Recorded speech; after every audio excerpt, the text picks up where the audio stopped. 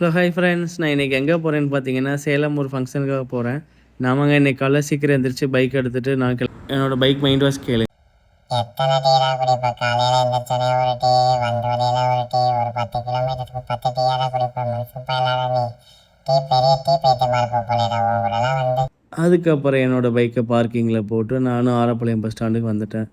Bus கிடைக்குமான்னு பார்த்தா AC பஸ்ஸும் கிடைக்கல, எஸ்இடிசி பஸ்ஸு கிடைக்கல. அப்புறம் ஒரு நார்மல் பஸ் தான் இருந்துச்சு. அதில் ஏறி உட்காந்தா அதுவும் 1 to 1 பஸ். இல்லை ஃப்ரீயாக உட்காந்துட்டு நான் ஜம்முன்னு வந்தேன். அதுவும் வருது ஒரு 4 மணி நேரம் 4.5 மணி நேரம் ஓட்டிகிட்டே வந்தாங்க. அப்படியே நானும் இயற்கையை ரசிச்சுட்டே வந்துகிட்டே இருந்தேன். அப்புறம் ஒரு 2 மணி நேரத்துக்கு ஸ்டாப்பிங் போட்டாங்க. அங்கேயும் டீ குடிச்சிட்டு சமோசா சமோசா சாப்பிட்டுட்டு அப்படியே பஸ்ஸில் உட்காந்துட்டே வந்துகிட்டே இருந்தேன். இப்போ பஸ்ஸு கரூர் நாமக்கல் நியரஸ்ட்டாக வந்துட்டு இருக்குது. அந்த சைடு பார்க்கும்போது நாமக்கல்லில் நமக்கு முட்டை இது பண்ணுற உற்பத்தி பண்ணுற கம்பெனியெல்லாம் நிறையா இருக்குது. அப்புறம் இதோட இயற்கையெல்லாம் பாருங்கள் எவ்வளோ சூப்பராக இருக்குன்னு. வெயில் கொஞ்சம் அதிகமாகவும் இருந்துச்சு. ஆனால் இந்த கிளைமேட்டு கொஞ்சம் சில்லுன்னு இருந்துச்சு. மழை மேகமாக பெய்கிற மாதிரி இருக்குது பாருங்களேன். கிளைமேட் நல்லாயிருக்கு. அந்த திண்டுக்கல் கரூர் நியரஸ்ட்டு வர இடத்த விட இந்த சைடு பார்க்கும்போது ஓரளவுக்கு நல்லா சூப்பராக இருக்குது. சேலம் டு நாமக்கல் டு சேலம் போகிற ரோடு வந்து சூப்பராக இருக்குது. ரொம்ப கிளைமேட்டும் செமையாக இருக்குது. நல்லா ஹில் ஸ்டேஷன்லாம் இருக்கும்போது பார்க்குறதுக்கும் நல்லாயிருக்கு. ஆனால் இந்த சைடு பார்க்கும்போது முட்டை கம்பெனி தான் அதிகமாக இருக்குது. முட்டை கம்பெனிங்கிறத விட முட்டை பண்ணுற பண்ணை. நாமக்கல் முட்டை தான் உங்களுக்கு தெரியுமே, ரொம்ப அது நிறையா கிடைக்கும், ரேட்டும் கம்மியாகும். இங்கே பாருங்கள் ஹாய்ஸ், சுற்றி ஃபுல்லாக மலையாக தான் இருக்குது. நம்ம நாமக்கல் ஏரியா ஃபுல்லாக செமையாக இருக்குது. அண்ட் சேலம் நியரஸ்ட்டு வந்துட்டோம் போல். ஃபுல்லாக வெறும் மலையாகவும் செடிகளாகவும் தான் இருக்குது. மரங்கள் அதிகமாக இருக்குது. கிளைமேட்டும் நல்லாயிருக்கு. இன்னும் ஒரு 1/2 ஹவரில் நம்ம சேலம் ரீச் ஆயிடுவோம் போல்.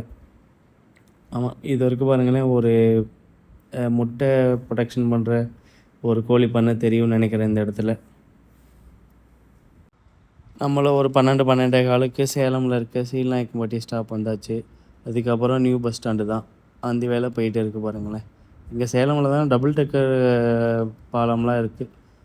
கன்ஸ்ட்ரக்ஷன்லாம் செமையாக இருக்குது. பெயிண்டிங் சூப்பராக அடிச்சிருக்காங்க பச்சை கலரில். இப்போ நம்ம நியூ பஸ் ஸ்டாண்ட் பக்கத்தில் போயிட்டு இருக்கோம். இன்னும் ஒரு 1 கிலோமீட்டர் நினைக்கிறேன் இங்கேருந்து.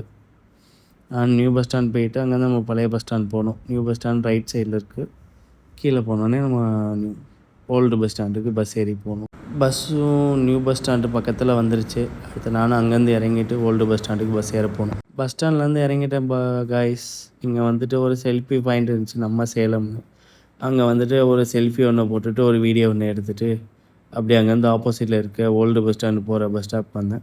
அப்புறம் ஓல்டு பஸ் ஸ்டாப்புக்கும் வந்துட்டு அங்கே பார்த்திங்கன்னா சூப்பராக இருக்குது. அதோடய இன்ஃப்ராஸ்ட்ரக்சர்லாம் பாருங்கள், எலிவேட்டர்லாம் கொடுத்துருக்காங்க. ஒரு ஃபாரினில் இருக்க மாதிரி தான் இருக்குது. நம்ம ஏதோ மெட்ரோவில் போயிட்டு கீழே இறங்குற மாதிரி தான் ஃபஸ்ட் ஃப்ளோரில் பஸ் ஸ்டாப் இருக்குது. கீழே நம்ம போயிட்டு நம்ம ஒரு கிராண்டான இதாக தான் பஸ் ஸ்டாண்டாக தான் இருக்குது. இது பஸ் ஸ்டாண்டில் பஸ் ஸ்டாப்பு லோக்கல் பஸ்லாம் போகிறதுக்காக இருக்குது. அப்புறம் வெளியே வந்தோடனே ஒரு சக்தி கோயில் இருந்துச்சு. சாமி கும்பிட்டுட்டு அப்படியே நம்ம ஒரு ஃபங்க்ஷனை வீட்டு போயாச்சு. அங்கே போயிட்டு பிரியாணி ரைட்டான ஒரு பிடிச்சிட்டு சாப்பிட்டுட்டு அங்கேருந்து ஒரு 4:30க்கு கிளம்பியாச்சு. அப்புறம் இங்கே வந்தோடனே ஒரு ஏசி பஸ் வந்துச்சு.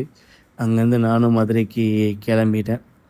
ஜம்முன்னு இதுவும் 1 to 1 பஸ் தான். ஆனால் கண்டக்டர் இல்லாமல் வந்துகிட்டே இருக்குது. மதுரையிலேருந்து இந்த சேலம் வர பஸ்ஸில் தான் கண்டக்டர் ஒவ்வொரு ஸ்டாப்பாக இறங்குறாங்க. மதுரை டு கரூர் ஒரு கண்டக்டரு, கரூர் டு நாமக்கல் ஒன்று, நாமக்கல் டு சேலம் ஒரு கண்டக்டர்னு வராங்க. இப்போ மதுரை இறங்கியாச்சு. இறங்கிட்டு நம்ம பைக் பார்க்கிங்கில் இருக்க நம்ம பைக்கை எடுத்துகிட்டு நம்மளும் வீட்டுக்கு போகலான்னு வந்தாச்சு. இப்போ எப்படின்னா நான் வந்து ஒரு 9-9:30 இருக்கும் டைமிங். அதுக்கப்புறம் பைக்கை எடுத்துகிட்டு பைன்னு வீட்டுக்கு போயிட்டு அப்படியே ரெஸ்ட்டாக போட வேண்டியது தான். வட்டமா மேடூர். பாய் மக்களே, அடுத்த ஒரு வீடியோவில் சந்திப்போம். வீடியோ பிடிச்சிருந்தா என்னை ஃபாலோ பண்ணிட்டு சப்ஸ்கிரைப் பண்ணுங்கள். இதே மாதிரி நெக்ஸ்ட்டு வீடியோ வேணுன்னா என்னோடய ஐடியில் கமெண்ட் பண்ணுங்கள். தேங்க்யூ.